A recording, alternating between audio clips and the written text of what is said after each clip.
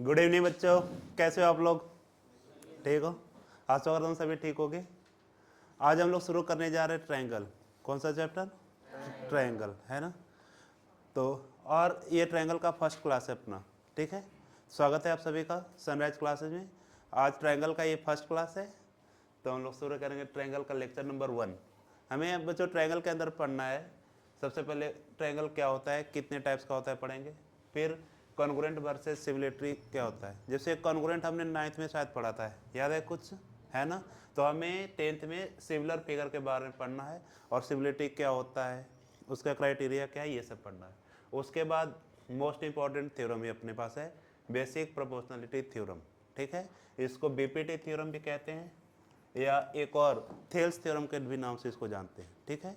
तो फिर इसके बारे में पढ़ना है। उसके बाद इसका कन्वर्स, बीपीटी का क्या पढ़ना है, कन्वर्स क्या होता है, कैसे होता है। अब चलिए स्टार्ट करते हैं, ठीक है बच्चे।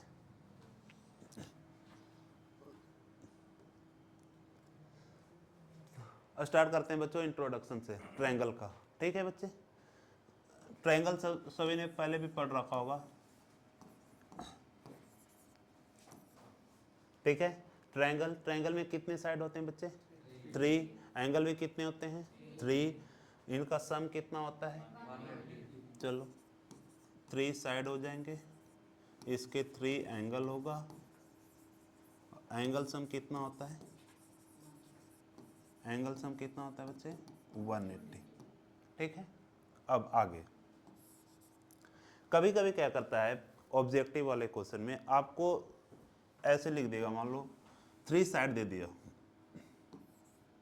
ऐसे, एक 3 है, एक 4 है, एक 5 है, ए या 6, चलो जो भी लिखा गया, ठीक है। आपसे पूछेगा कि ये तीनों साइड से मिलकर एक ट्रायंगल का फॉर्मेशन हो सकता है या नहीं।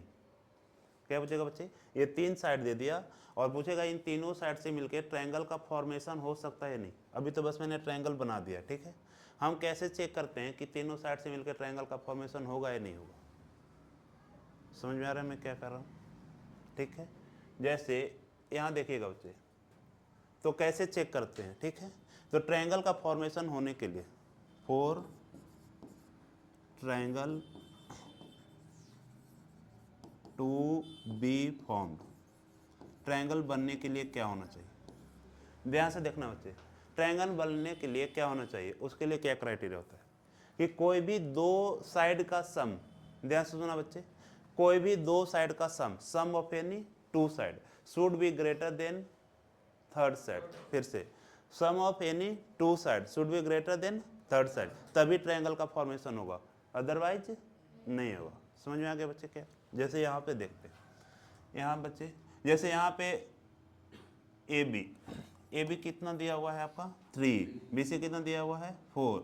अब ऐसा करते हैं, या ए बी प्लस ए सी पहले फाइंड करते हैं, ठीक है। तो ए बी प्लस ए सी कितना होगा? 3 + 4 कितना आ गया? 7। ये बी सी से बड़ा है। अच्छा, सिर्फ एक से नहीं होगा, हमें तीनों के लिए चेक करना होगा।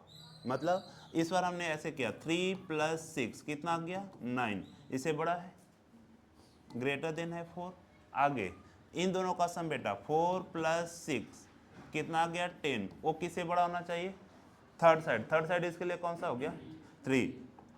इसका मतलब सर इन साइड से मिलकर ट्रायंगल का फॉर्मेशन हो सकता है। आया समझ? आया समझ बेटा? फिर से इस बार क्या किया हमने,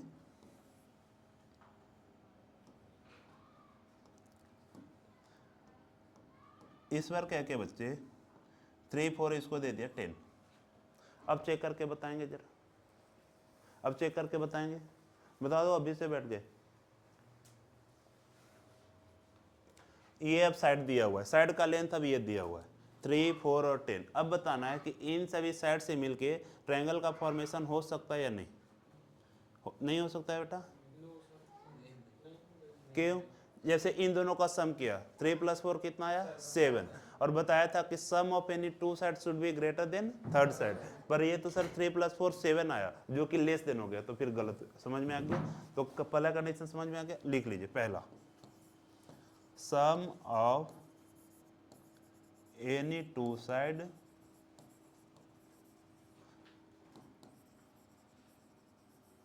should be greater than greater than third side.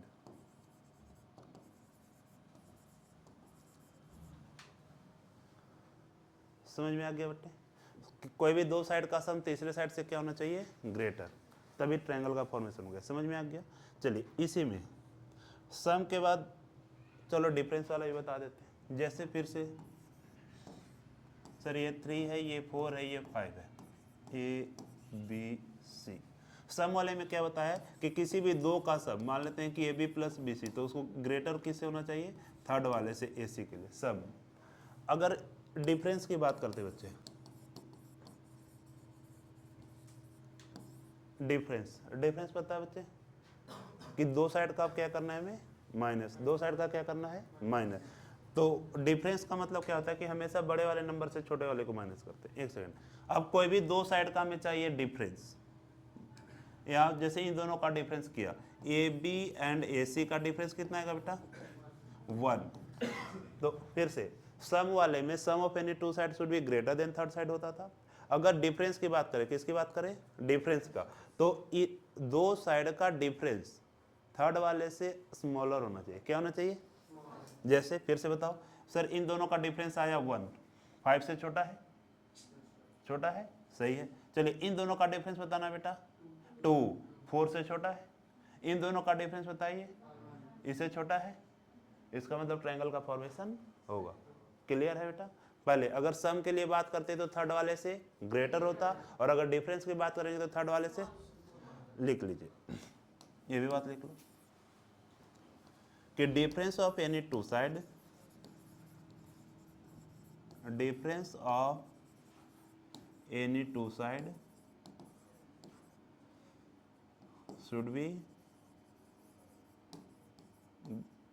should be greater या smaller? smaller than third side। ठीक है? अगर कभी एमसीक्यू में ऐसा क्वेश्चन आएगा कि बस क्या करेगा, 3 साइड दे देगा और पूछेगा ट्रायंगल का फॉर्मेशन हो सकता है नहीं, तो अब फाइंड कर लेंगे किसी भी एक से, चाहे तो सम वाले से आंसर बताओ या डिफरेंस वाले से। ठीक है? तो बस ये हो गया कि कब ट्रायंगल का फॉर्मेशन होगा। यहाँ तक क्लियर है बच्चे? आगे अभी तक हमने क्या पढ़ा? फिर ये हो गया। अब चलते हैं आगे। टाइप्स ऑफ ट्रायंगल पढ़ा है हमने सभी पहले। टाइप्स ऑफ ट्रायंगल बचपन से ही पढ़ते आ रहे हैं। टाइप्स ऑफ ट्रायंगल कि ट्रायंगल कितने टाइप्स का होता है? 3। एक्चुअल में ट्रायंगल को पहले दो बेसिस पे डिवाइड करते हैं। कौन कौन सा टाइप्स में? पहला on the basis of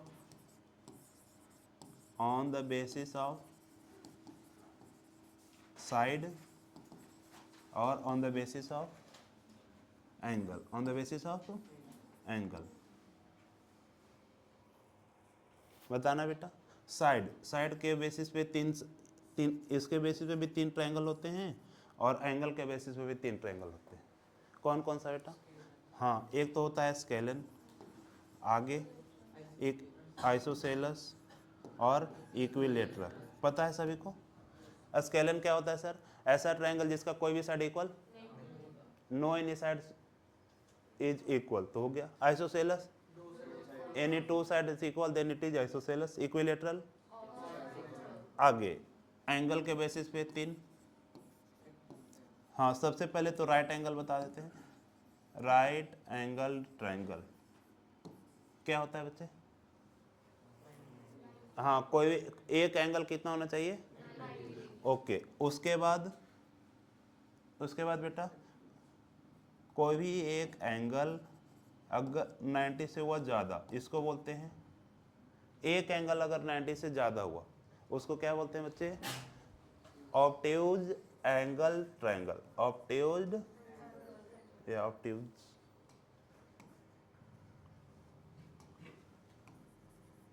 obtuse angle triangle.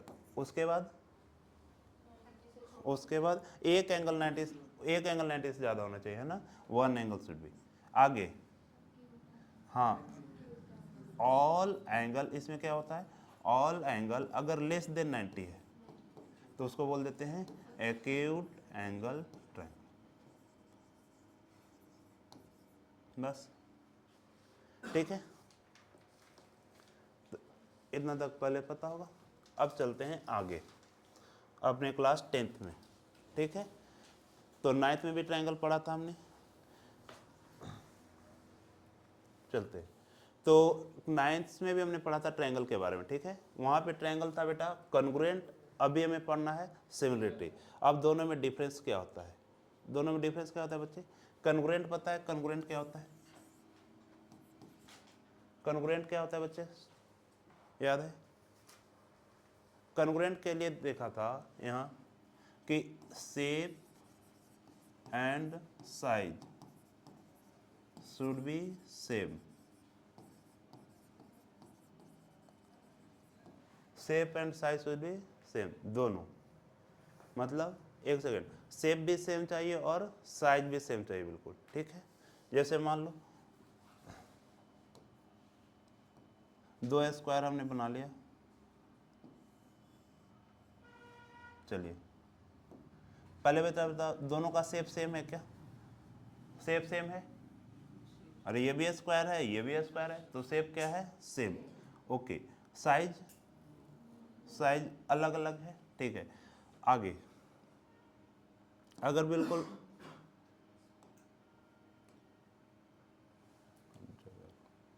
आगे इसका मान लिया बेटा, इसका 3 है ऐसे साइड, ठीक है। दूसरा एक ट्रायंगल बिल्कुल सेम बनाया और यहाँ भी 3 ही है, ठीक है। अब बताना बेटा शेप और साइज सेम है, शेप और साइज सेम है। वैसा दो फिगर जिनका शेप और साइज दोनों क्या हो, बिल्कुल सेम, क्या हो, बिल्कुल सेम। ऐसे समझो हम कहीं घूमने गए, अपना ही फोटो खिंचाया, ठीक है। अब उसका बिल्कुल सेम फ्रेम, जैसे कि रेशियो अलग अलग होता है ना, जैसे पासपोर्ट साइज का रेशियो ऐसे, अब बिल्कुल रेशियो सेम है, रेशियो सेम है, मान लो ऐसे कि 3/4 इसका भी रेशियो है और बिल्कुल सेम इसका भी 3/4 रेशियो है, ठीक है। अब अपना ही फोटो है तो दोनों फोटो सेम ही है, रेशियो भी बिल्कुल सेम है, तो ये दोनों क्या हो गए, कॉन्ग्रुएंट। क्या हो गए बेटा, कॉन्ग्रुएंट। अब क्या किया, एक बड़ा रेजोल्यूशन में फोटो लगा लिया, फोटो अपना ही है ना। इस बार बस ऐसे मान लो कि ये 14 और 10 का रेशियो हो गया, तो अभी भी शेप तो सर सेम है, बस साइज अलग हो गया, ठीक है बेटा, ठीक है। अब फिर से ऐसा दो फिगर जिनका शेप और साइज दोनों बिल्कुल सेम हो, उनको क्या बोल देंगे, कॉन्ग्रुएंट। सिमिलर फिर क्या बोलेंगे, सिमिलर क्या होगा बेटा, वैसा दो फिगर जिनका शेप तो सेम होगा बट साइज, लिख लीजिए, तो सिमिलर को क्या लिखेंगे,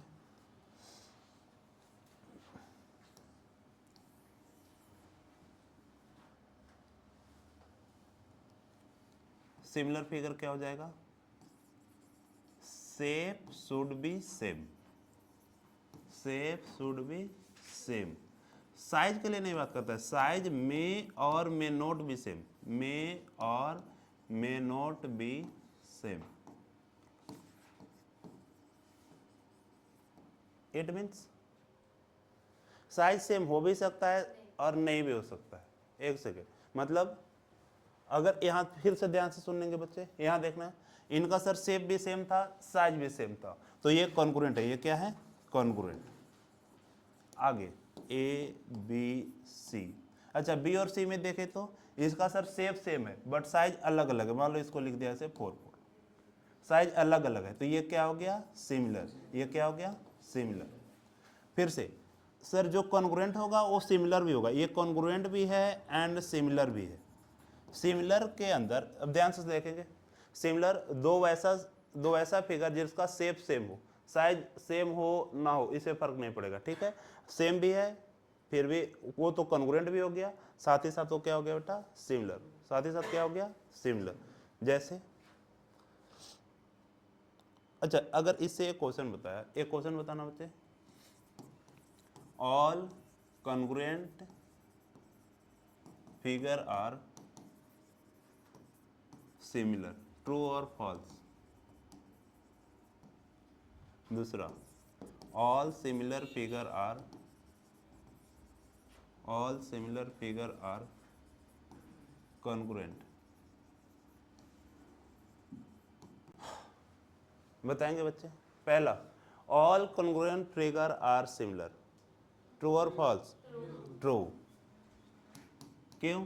कि अगर कोई भी कॉन्ग्रुएंट फिगर है, इसका मतलब सर इसका शेप भी सेम होगा एंड साइज भी सेम होगा, दोनों ही सेम होगा, ठीक है। अच्छा, सिमिलर के लिए तो सर सिर्फ शेप चाहिए था, वो तो अपने आप ही समझ में आ गया, तो ये ट्रू है। अच्छा, दूसरा बताएंगे बेटा, ये क्या हो जाएंगे? फॉल्स। फॉल्स क्यों? क्योंकि सिमिलर किसका बात करता था? केवल शेप का। किसका? शेप का। साइज सेम हो भी सकता था, नहीं भी हो सकता है, समझ में आ गया।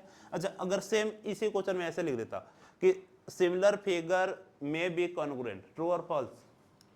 फिर से, सिमिलर फिगर में बी कॉन्ग्रुएंट, ट्रू और फॉल्स?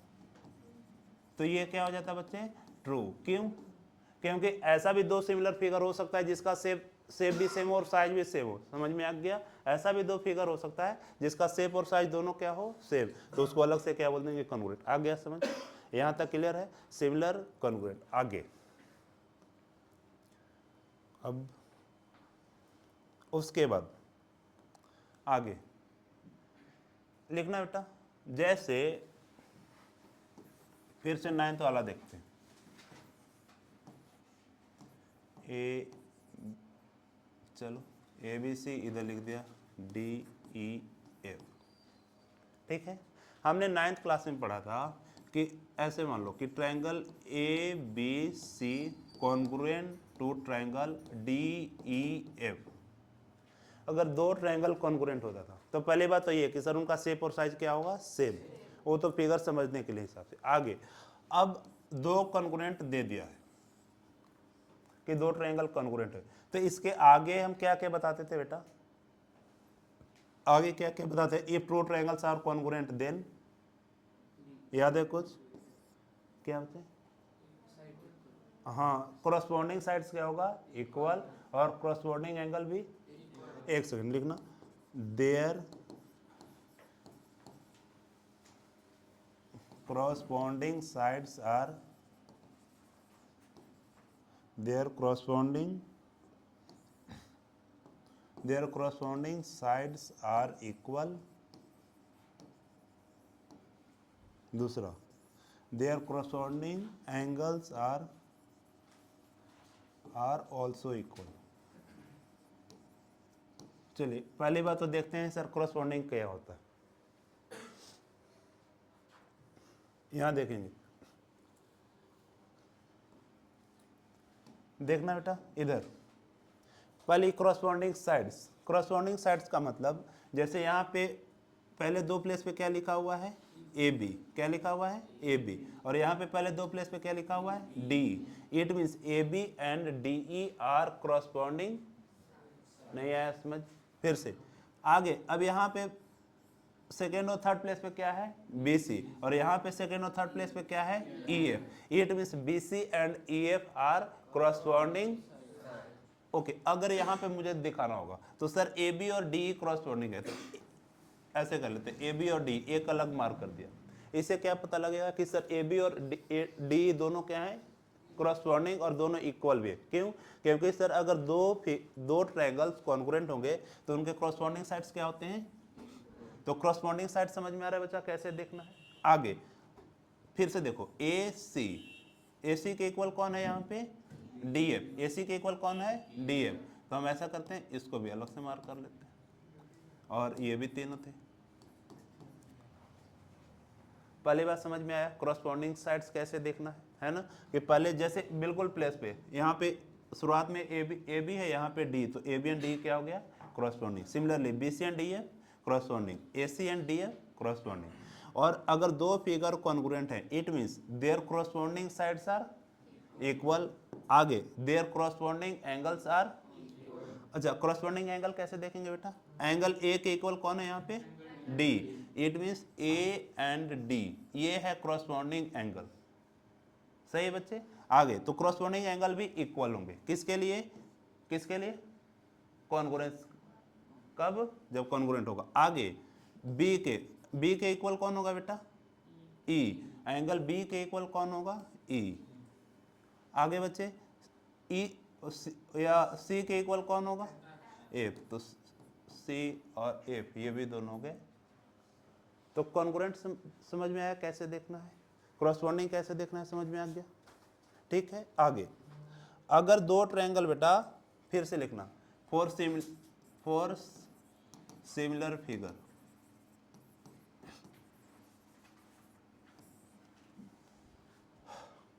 अब दो ट्रायंगल अगर सिमिलर हैं, क्या है सिमिलर, फिर से ट्रायंगल का ही बात कर लो, A B C D E F.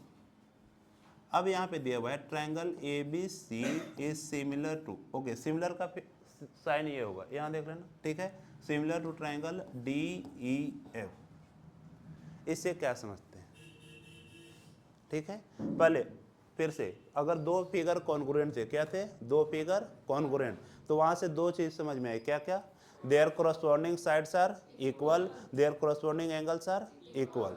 अब दो ट्रायंगल क्या है अपने पास सिमिलर, क्या दो ट्रायंगल, तो यहां से क्या समझते हैं देखना, if two triangles are similar, क्या if two triangles are similar then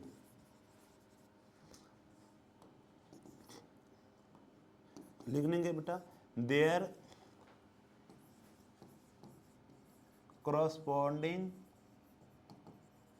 sides are proportional।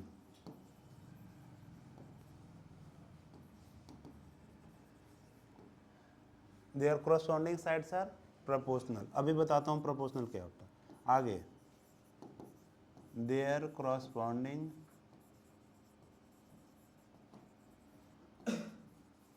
Angles are equal, angle तो इक्वल होंगे और साइड्स क्या होंगे प्रोपोर्शनल। प्रोपोर्शनल का मतलब क्या होता है बेटा, हाँ प्रोपोर्शनल का मतलब क्या होता है कि इक्वल रेशियो, रियर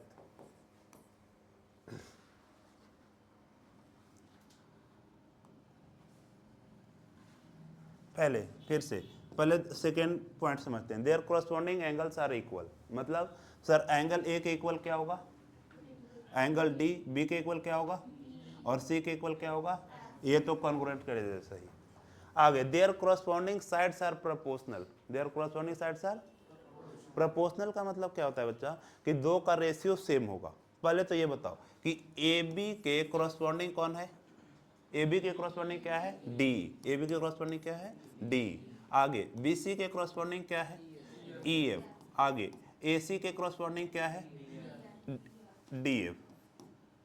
अगर दो ट्रायंगल सिमिलर हुआ, क्या अगर दो ट्रायंगल सिमिलर हुआ, then their corresponding sides are proportional, मतलब उन दोनों का रेशियो सेम हुआ। इट मीन्स सर अगर ए बी अपॉन डी करें, मतलब ए बी और डी को क्या करना है डिवाइड, क्या करना है, फिर से बी सी और ई एफ को भी किया डिवाइड, और ए सी और डी एफ को भी किया डिवाइड। अब वो जितना आएगा सारे आपस में इक्वल होंगे। इट मीन्स एक एग्जांपल लेते हैं, मान लिया ए बी इसको 3 4 5, इसको 6 8 10, चले चले बताएं बेटा ए बी अपॉन डी कितना आएगा,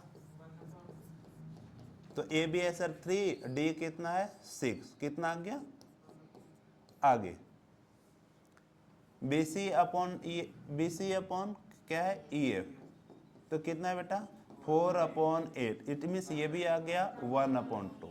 आगे ए सी और डी एफ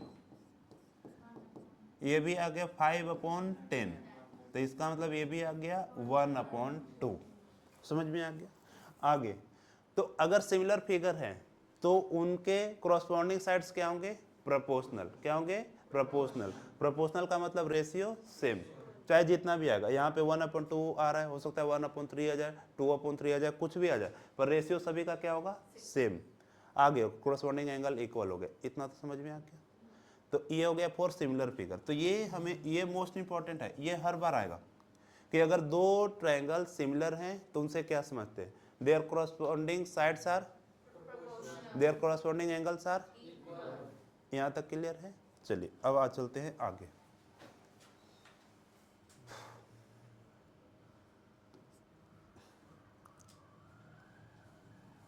यहाँ तक हो गया। चलिए फिर शुरू करते हैं बीपीटी, है ना, बेसिक प्रोपोर्शनलिटी थ्योरम, या इसका एक और नाम क्या है बच्चे, थेल्स थ्योरम। एक और नाम क्या है, थेल्स थ्योरम। अब ध्यान से देखेंगे यहाँ क्या है, यहाँ देखेंगे बच्चा, if a line is drawn parallel to one side of a triangle, मतलब एक ट्रायंगल है, क्या, एक ट्रायंगल है और उसके if a line is drawn parallel to one side of a triangle, किसी एक साइड के पैरेलल एक लाइन ड्रॉ किया। जैसे सबसे पहले ट्रायंगल लेते हैं ए बी सी, ठीक है बच्चे। आगे हमने क्या किया, किसी भी एक साइड के पैरेलल एक लाइन ड्रॉ किया, ठीक है। अब जैसे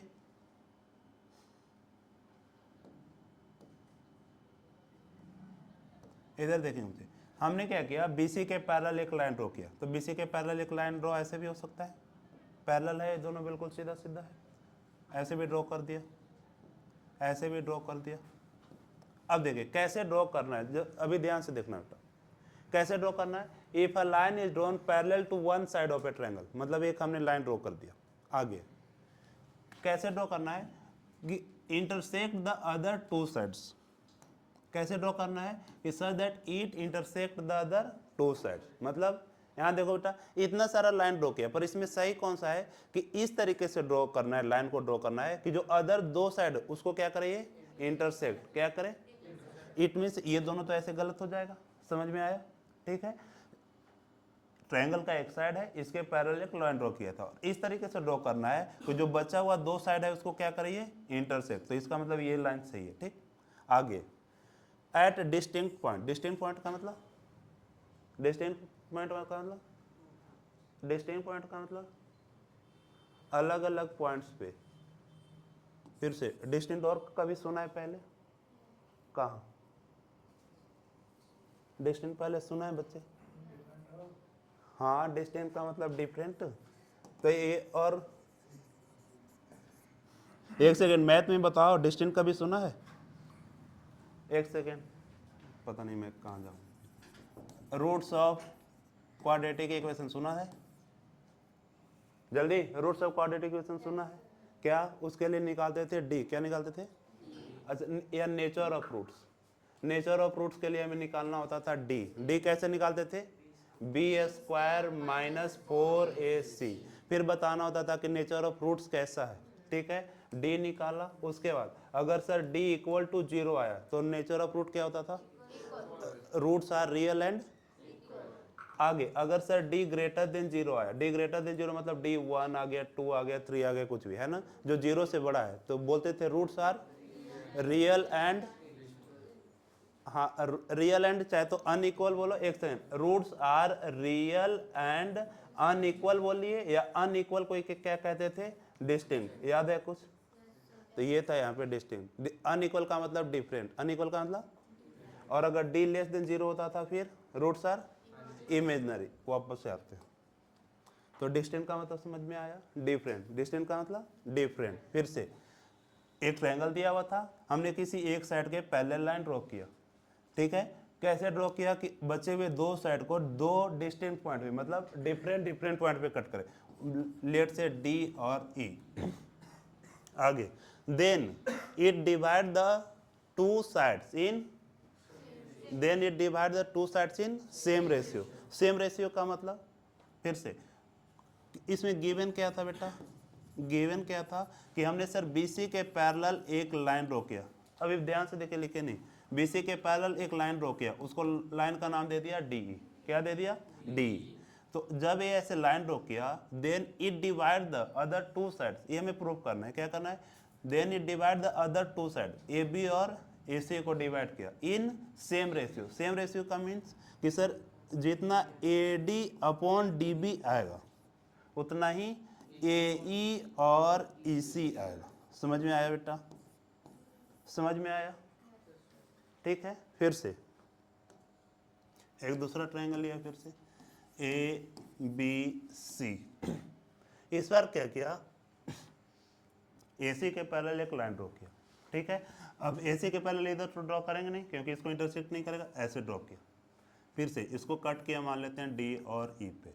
इस बार क्या दिया हुआ है बच्चे, गिवन क्या है गिवन क्या है बताएंगे, D E parallel to B C, sorry A C, D parallel to A C. तो इसमें क्या प्रूफ करना रहेगा, प्रूफ क्या करना रहेगा बच्चे, कि बचे हुए दो साइड को सेम रेशियो में डिवाइड करेगा। सेम रेशियो मीन्स यहाँ देख लो बच्चे, सेम रेशियो में डिवाइड करेगा मीन्स जितना सर B E upon E C आएगा उतना ही B D upon D A आएगा, मतलब इनका रेशियो सेम होगा। आ गया समझ, आ गया समझ। चलिए वन लास्ट, फिर से सेम ट्रायंगल है ए बी सी। एक अब इस बार क्या किया हमने, इसके पैरेलल एक लाइन ड्रॉ किया, फिर से इसको कहाँ के कट किया, डी और ई पर। कुछ अलग भी नाम ले सकते हैं, एक सेकंड, इस बार अलग नाम ही ले लेता हूँ। मान लो इसको नाम दे दिया एम, इसको नाम दे दिया एन। तो इस बार गिवन क्या है बच्चे, क्या है, M N parallel to A B. देखो ये दोनों पैरेलल हैं, तो इसमें प्रूफ क्या करना रहेगा बच्चे, प्रूफ क्या करना रहेगा, हाँ यहाँ देखो ये पैरेलल के लाइन के सीधे यहाँ पे आ जाएंगे कॉर्नर पे, यहाँ से फिर वापस आना है सीढ़ियों जैसे, सी से कहाँ पे आए, N upon N B equal किसके होगा बेटा, अब उधर साइड से उतरना है, कितना, C M upon M A. आ गया समझ, आ गया समझ। फिर से एक बार स्टेटमेंट पढ़ते हैं और इसको जरा ध्यान से देख लीजिए क्या क्या है, कि if a line is drawn parallel to one side of a triangle, एक हमने लाइन ड्रॉ किया था, such that it intersect the other two side at different point, different point पे इंटरसेक्ट किया, देन क्या है, then it divide the other two side in same ratio, मतलब दो को सेम रेशियो में डिवाइड कर। स्टेटमेंट क्लियर है बच्चे, स्टेटमेंट क्लियर है। अब हमें इसका क्या करना है, प्रूफ, क्या करना है, प्रूफ। पर प्रूफ करने से पहले कुछ और बातें देखते हैं, ठीक है। देखना बच्चे, अगर अपने पास दो पैरेलल लाइन हो, ये भी 9th का थ्योरम है जो हमें ध्यान रखना है इसके लिए, ठीक है बच्चे, ध्यान से देखना। दो पैरेलल लाइन है, ठीक है। अब एक बेस लिया, मान लो इसका नाम दे दिया ए बी, ध्यान से देखना, ठीक है। अब क्या किया, ए बी की हेल्प से एक हमें ट्रायंगल फॉर्मेशन करना है, और ट्रायंगल इस तरीके से फॉर्मेशन करना है कि दूसरे वाले को टच करके है, मतलब ऐसे ऐसे कुछ हो सकता है, ठीक है, ये बिल्कुल ऐसे। तो इसका नाम दे दिया सी, तो ये ट्रायंगल कौन सा है, ए बी सी। अच्छा, फिर से दूसरा कोई ट्रायंगल ऐसे बनाया जो फिर से इसको टच करे, इसका नाम दे दिया ए बी डी। कौन सा दो ट्रायंगल है, एक है ए बी सी और दूसरा ट्रायंगल है A B D, A B D. दोनों का विशेषता क्या है कि सर दोनों सेम पैरेलल लाइन के बीच में है, क्या है, दोनों सेम पैरेलल लाइन के बीच में है, ठीक है। आगे अगर ऐसा दो ट्रायंगल हो जो सेम पैरेलल लाइन के बीच ड्रॉ किया गया हो और उनका बेस भी सेम हो, क्या, ठीक है, दो चीजें कि सर एक तो दो सेम पैरेलल लाइन के बीच में हो और उनका बेस भी क्या हो, सेम, तो इस कंडीशन में दोनों का एरिया इक्वल होगा, क्या, दोनों का एरिया, मतलब इसका जितना एरिया आएगा, area of triangle A B C equal किस क्या हो जाएगा बेटा, area of triangle A B D. समझ में आया, क्लियर। कब, जब दो चीजें होगी, चलो लिख सकते हैं,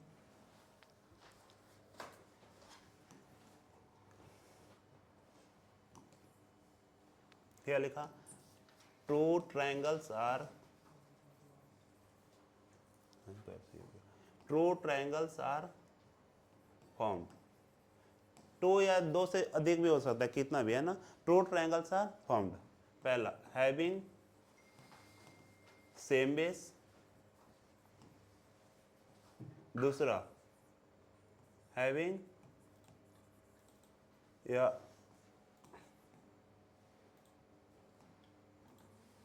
क्या था, बिटवीन सेम पैरेलल लाइन।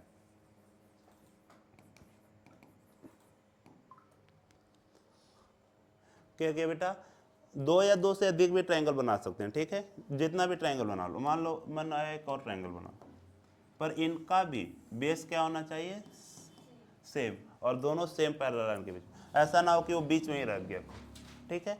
फिर से दो ट्रायंगल बनाया, उसका कंडीशन क्या था, their having same base, base क्या होना चाहिए, सेम, और बिटवीन सेम पैरेलल लाइन, क्या, same parallel,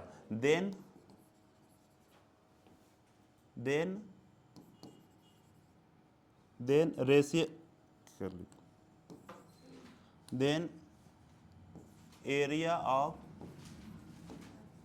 to triangles is, हाँ इक्वल है, सेम कुछ भी लिख दो।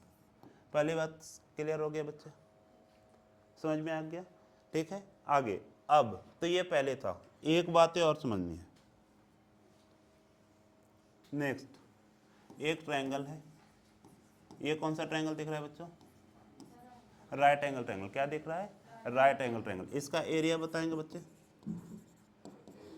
इसका एरिया बताएंगे, हाफ बेस इंटू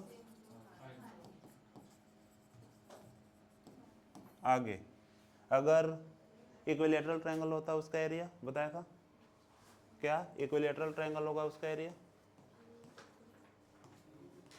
जरूरत पड़ेगा हमें, इसका एरिया √3/4 इंटू साइड स्क्वायर, जो भी मान लो, है ना। अगर इसका बेटा साइड ए है तो ए स्क्वायर हो गया, एक सोता तो एक्स स्क्वायर, ए सोता, नहीं आया समझ, आगे। पर एक ऐसा ट्रायंगल है बेटा जो ऑब्ट्यूज एंगल है, क्या है, ऑब्ट्यूज एंगल का मतलब सर एक एंगल कितना होगा, 1, एक एंगल क्या होगा 90 से, आज ही बताया, एक एंगल क्या होगा 90 से ज़्यादा। तो ये हो गया एक ट्रायंगल, ये ट्रायंगल 90 से ज़्यादा है, कैसे मालूम चल रहा है, ये 90 से ज़्यादा है, कैसे मालूम चल रहा है बच्चे, अगर 90 होता तो सर ऐसे सीधा होता, परपेंडिकुलर, नहीं आया क्या, ये उससे ज़्यादा है। आगे तो ये ट्रायंगल है ABC, इसका एरिया कैसे निकालते हैं मालूम है, इसका एरिया कैसे निकालते थे, तो हम क्या करते हैं, इसको आगे BC को आगे एक्सटेंड किया, ध्यान से देखना, और इस यहाँ से एक परपेंडिकुलर ड्रॉ किया। अब इसका एरिया बताते हैं, यहाँ देखो कि इसका एरिया ऑफ ट्रायंगल होगा बेटा, एरिया ऑफ ट्रायंगल, तो इसको मान लो ABC, ये है D, तो इसका एरिया कैसे निकालेंगे, ये कंस्ट्रक्शन है, रियल ट्रायंगल तो अपना यही है ABC, है ना, ये क्या है कंस्ट्रक्शन। तो इसका एरिया कैसे निकालते थे बेटा, कब, जब ये ऑब्ट्यूज एंगल ट्रायंगल हो, कब, तो इसका एरिया निकालते थे हाफ बेस, बेस तो सर BC ही है, हाइट कौन सा है बेटा, हाइट कौन सा है AD, जो परपेंडिकुलर डिस्टेंस होता है, क्या, जो परपेंडिकुलर डिस्टेंस होता है हाइट में उसी को कंसीडर करते हैं, ठीक है, यहाँ तक क्लियर है। ऑब्ट्यूज एंगल ट्रायंगल का एरिया कैसे निकालेंगे, इसका मतलब सर ऑब्ट्यूज एंगल ट्रायंगल का जो हाइट होगा वो उसके बाहर भी हो सकता है, यहाँ तक क्लियर है। अब वो वापस से आ जाता है उसके पास, इसका प्रूफ करने, प्रूफ तो हमें यही करना है, ठीक है। अब सारा क्लियर हो जाएगा बच्चे, देखना पहले तो अब जल्दी से ड्रॉ कर लेते हैं लाइन। एक ट्रायंगल बनाया सर ABC, यह एक अलग फिगर ही लेते हैं, क्या कर रहे हैं अभी हम, प्रूफ ऑफ बीपीटी थ्योरम, क्या कर रहे हैं बच्चे, प्रूफ ऑफ बीपीटी थ्योरम। इसमें गिवन क्या था, गिवन क्या था बच्चे बताएंगे, गिवन क्या था, in triangle ABC DE is parallel to BC, to prove क्या करना था, रिजल्ट क्या था इसका, रिजल्ट क्या था, हाँ इतना बार तो बताया, AD/DB इक्वल टू AE/EC, ये करना था हमें प्रूफ। इसके लिए हमें कुछ करना होता है कंस्ट्रक्शन, क्या करते हैं कंस्ट्रक्शन, कंस्ट्रक्शन क्या है ध्यान से देखना बच्चे, ध्यान से देखना, कंस्ट्रक्शन क्या करेंगे, हम क्या करेंगे, यहाँ देखना बच्चे, D से एक परपेंडिकुलर ड्रॉ करेंगे E के ऊपर, किसके ऊपर, और E से एक परपेंडिकुलर ड्रॉ करेंगे AD के ऊपर, इसका नाम दे दिया मान लो M और इसका नाम दे दिया N। क्या क्या किया, AD के ऊपर एक परपेंडिकुलर ड्रॉ किया, कहाँ से, E से, और AE या AC के ऊपर परपेंडिकुलर ड्रॉ किया, कहाँ से, D से। तो इस बात को लिखेंगे पहले, क्या लिखा, draw D N perpendicular to, बताना बेटा, डी एन परपेंडिकुलर टू, बोल दो A E, and E M perpendicular to A D.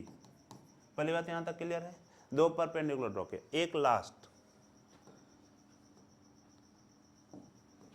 हम क्या करेंगे, बी को ई से मिलाएंगे और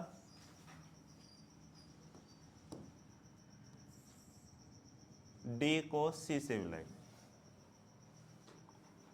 and join B to E and C to D. Clear है यहां तक? यहां तक क्लियर है बच्चों? ला, अब चलते हैं आगे, बस हो गया है, थोड़ा सा प्रूफ। इधर देखना बेटा, इन ट्रायंगल ए डी ई, हमें इसका लिखना है एरिया, एरिया या सीधा ही लिखता हूं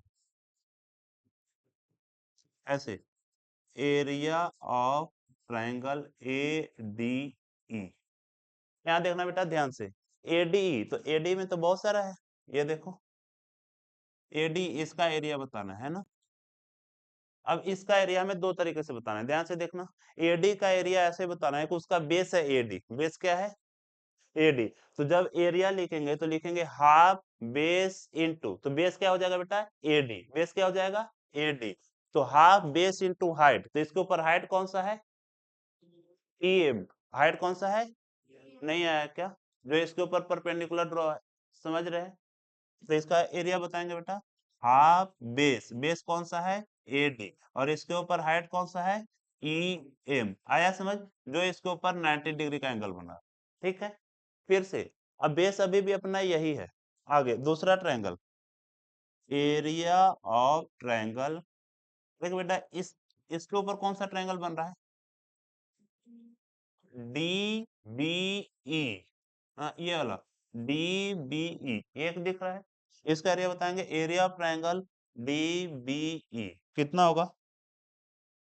कितना होगा बच्चे? हाफ बेस, तो बेस हो गया डीबी इनटू हाइट। अब इस बेस के ऊपर तो अभी 90 कोई नहीं दिख रहा है, तो अभी ऑब्ट्यूज वाला याद है, एक ऑब्ट्यूज एंगल ट्रायंगल, तो इसके ऊपर हाइट जो इसको एक्सटेंड किया आगे, इसके ऊपर हाइट कौन सा हो जाएगा? E M. याद आया? इसीलिए बताया था, ठीक है बेटा, कि ऑब्ट्यूज एंगल ट्रायंगल का हाइट कौन सा होगा, इसको आगे एक्सटेंड किया, इसके ऊपर जो 90 डिग्री का एंगल बना, तो ये हो गया। अब क्या करना है, दोनों को डिवाइड, क्या करना है बच्चे? दोनों को डिवाइड। चलो आगे, तो area of triangle A D E upon area of triangle B D E, यहाँ पे लिख देंगे, डिवाइड, इक्वेशन का नाम दे देते हैं ये वन ये टू, डिवाइड इक्वेशन 1 एंड 2। तो कितना होगा बेटा? एडी कितना था? हाफ बेस इनटू हाइट, यही था। और इधर क्या था? Half BD into EM. यहां तक क्लियर है? कुछ कैंसिल हो रहा है बच्चे? कुछ कैंसिल हो रहा है? हाफ भी कैंसिल हो जाएगा और ईएम भी कैंसिल हो, यहां से बचा क्या? एडी अपॉन बीडी, ये हो गया थर्ड। फिर से यहां देखना, फिर से यहां देखना बेटा, एडी का ही ट्रायंगल निकालना है। फिर से क्या करना है? एडी का ट्रायंगल निकालना है एरिया, पर इस बार बेस मानना है एई को। किसको मानना है? एई को। बेस किसको मानना है बच्चे? एई को। तो इसका एरिया कैसे निकालेंगे? हाफ बेस, तो बेस क्या हो जाएगा? एई, और हाइट कौन सा हो जाएगा? डीएन। हाइट कौन सा हो जाएगा? डीएन। तो लिखना बच्चे, area, area of triangle A D ई, तो ये होगा हाफ, बेस कितना होगा बच्चे? बेस कितना था? ए ई, देख लो बेस कौन सा है? ए ई, और हाइट कौन सा है उसके ऊपर? तो ए इंटू हो गया डीएन। फिर से, एरिया ऑफ ट्रायंगल, नीचे वाला एरिया कौन सा? इधर इसी के ऊपर कौन सा ट्रायंगल है? इसी के ऊपर कौन सा ट्रायंगल है बताओ? DEC, ये एरिया दिख रहा है बच्चे, ये ट्रायंगल दिख रहा है DEC। आगे तो इसका एरिया बताएंगे, एरिया ऑफ ट्रायंगल क्या था? DEC। तो इसका एरिया क्या होगा? हाफ, बोलो बेटा, हाफ बेस कौन सा होगा? EC, और हाइट कौन सा होगा? DN। तो ये हो गया हाफ EC इंटू DN। यहां तक समझ में आ गया? बाद में क्या करेंगे, दोनों को 4 और 5 दोनों को किया डिवाइड, तो यहाँ फिर लिखेंगे डिवाइड, बस हो गया इक्वेशन 4 एंड इक्वेशन 5। तो ये हुआ area of triangle ADE upon area of triangle DEC। तो क्या आ जाएगा बेटा? 1/2 से 1/2, DN से भी DN, बचा क्या? AE upon EC। ये हो गया इक्वेशन नंबर 6। ये हो गया इक्वेशन नंबर 6। अब ध्यान से देखना बेटा, इधर बस होने वाला, इधर इधर ये देखो, AD अपॉन BD, हमें प्रूफ क्या करना था? प्रूफ वाला देखना ध्यान से, प्रूफ क्या करना है? AD upon DB equal to AE upon EC। वो आ गया, अगर ध्यान से देखो, AD अपॉन BD को ऐसे DB भी लिख सकते हैं, एक ही बात है। चलो यहीं पे लिख देता हूं DB। तो AD अपॉन DB आ गया, और इधर AE अपॉन EC यहां तक आ गया। बस हमें इसको इक्वेट करना है। अब ध्यान से देखेंगे बेटा, इधर एक ट्रायंगल, किसका एरिया है? ADE का। यहाँ भी सर है ADE का। यहाँ पे है कौन सा ट्रायंगल? BDE, और यहाँ पे है DEC। मतलब ये तो दोनों अलग अलग ट्रायंगल है। एक सेकेंड, एक तो एक ये वाला ट्रायंगल था BD, और एक था DEC। ये दोनों तो अलग अलग ट्रायंगल। पर आप बता सकते हो बच्चों इन दोनों का एरिया सेम होगा या नहीं? और सेम होगा तो क्या, क्यों होगा?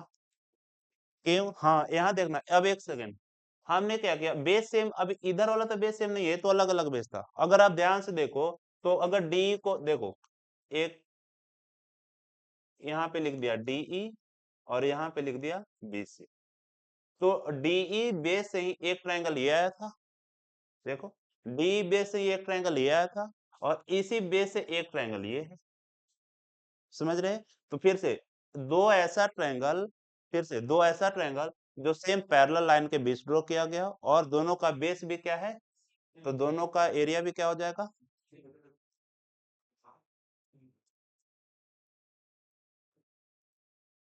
एक और सेंस, अब लास्ट में सेंस एरिया ऑफ ट्रायंगल, नीचे वाला कौन सा था? BDE एंड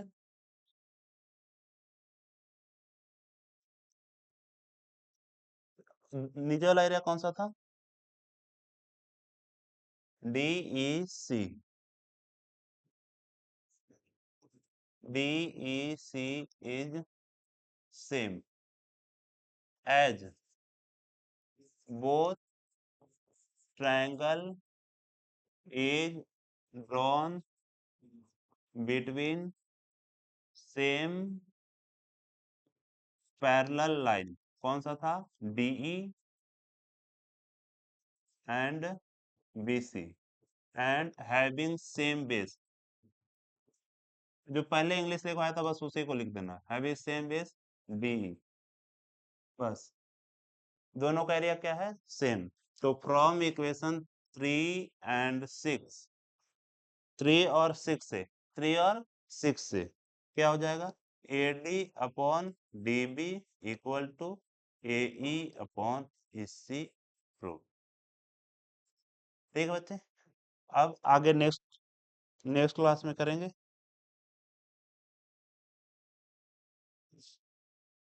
तो